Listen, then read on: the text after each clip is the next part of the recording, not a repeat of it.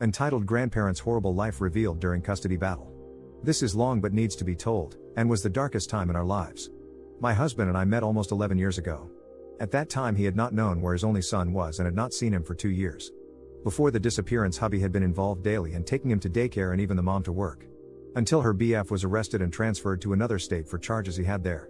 Hubby sold his motorcycle to help her pay bills, but instead she packed up and took off to use that money to bail him out and live in the state he was transported to.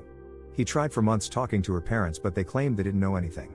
We married right before his deployment and I decided to start a search, hoping he'd be allowed contact with his son before deploying. Was able to find her and discovered she was back in state and had abandoned their child with her parents. She allowed him visitation, only if we paid for his birthday party at Chuck E. Cheese, so we did this gladly. My husband remained in contact daily until his deployment overseas. He continued to try calling when he had access, but they would not answer and eventually changed their number again, so he no longer had access. We'd find out later that they were also telling him his daddy didn't want anything to do with him. I continued to monitor her social media and right before hubby's return discovered that she had several charges in different counties and was on the run, so as soon as he returned stateside we filed custody.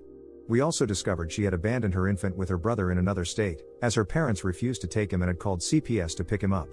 They only wanted the child she had with my husband because he was paying support.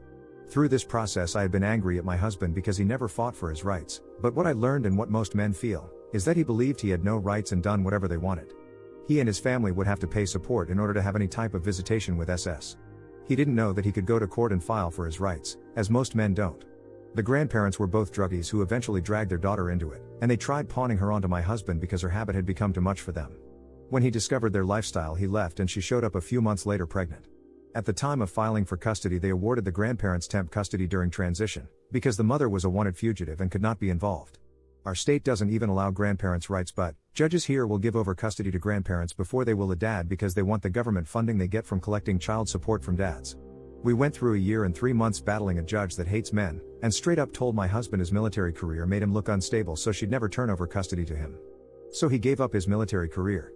In this year and 3 months these people would break every court order put in place, and have zero responsibility for them. They wouldn't use a car seat, they were doing drug deals around him, he stayed sick due to the cigarette smoke in the house, they refused legal visitation time and took off out of state to hide him. They wouldn't take him to school, they allowed the mother to be in the home, even though there was a no contact order in place for her. Being determined and maybe a little psycho when it comes to my kids, I'd managed to find things our attorney could not. We discovered he didn't have a bed there because they had too many people living in the home. We found he had an STD at one point which caused CPS involvement. They were mean to their other grandson, calling him names and beating him when they'd visit because he was autistic, and they themselves had been arrested for making and selling meth, and the grandfather had been arrested for beating the grandma. The drug charge was not publicly known, I'm guessing because they ratted. However, there was a case in figuring out what to legally do with property that was forfeited after the arrest. I found this and proof of the bio mom being allowed in the house that resulted in us getting temporary custody. A year and 1 month in and the grandparents failed a drug test. The daughter had twins that were taken by CPS immediately after birth due to drug use while pregnant and her current fugitive status. Still the judge refused to give over custody to a willing and able father. Our attorney, also prior military, put pressure on the judge and we had sent a complaint to the state Supreme Court, along with every single state official detailing how this judge was doing everything against the laws in our state. Eventually she couldn't take the pressure and gave us custody. It came out that she was hoping the bio mom would get her legal stuff in order and she could give over custody to her instead. In August of 2013 we brought our baby home permanently. However, we were forced to give the grandparents visitation, that lasted until March of 2014. They continued smoking around him, making him so sick he wound up on multiple medications. They took him to do drug deals which he told his counselor about, and also told him he wasn't my husband's son and they were going to get custody back, resulting in lots of nightmares. They'd also been telling him my husband never loved him or had anything to do with him, which took weeks in counseling and pictures proving otherwise. They put this boy through hell. His teeth were rotted out of his head and at 4 and 5 he spent his life in front of 2 televisions with cartoons and video games. He only ate fast food and pop and was too weak to pedal a bicycle.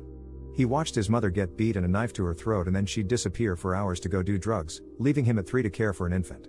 They mentally abused him and used him for child support.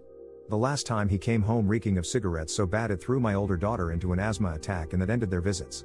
The things they told him and done have trickled out through the years. He remembered one of the times we were refused visitation was because she had taken him and hid in a hotel. He watched her steal things from stores and she was arrested 4 times at their house through all of this. Yes, I called and reported it every time. These horrible people have not been a part of his life since then. Bio mom has done a stint in prison and is once again running from new charges and her probation. He will be 14 this year, and he's very needy with me because I make him feel loved and safe. This child is one of the biggest blessings I have ever had. He is so thoughtful and kind and tries to take care of me. His father is scared to let him go anywhere away from us because of the trauma that not knowing where he was caused and then hearing what all he went through in that time. I've never met more horrible people in my life, nor have I ever imagined how resilient he would be after going through it. He is so very smart, and special, and gift I thank God for daily. We both agree that even with my husband's deployment, which was a pretty bad one, this was far worse than anything else. We've spent years now fighting for fathers' rights across the country and been a part of some law changes in our state.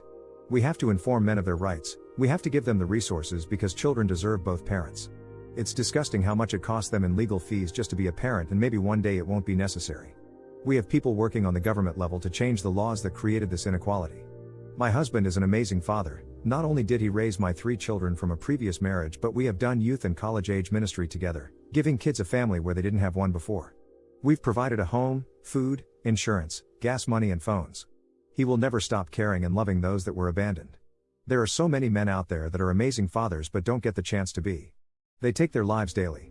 They have everything taken from them and are financially ruined when all they want is to love their kids.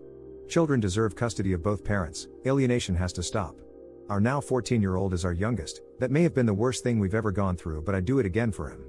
I will never not fight for my kids, and I will never not fight for other fathers going through this. If you know one, check on them, hook them up with groups that can help give information and encouragement. Courts are not fair, and men feel the loss of their children the same as a mother. They are hurting and grieving daily for a child that is still alive. They are losing hope and giving up.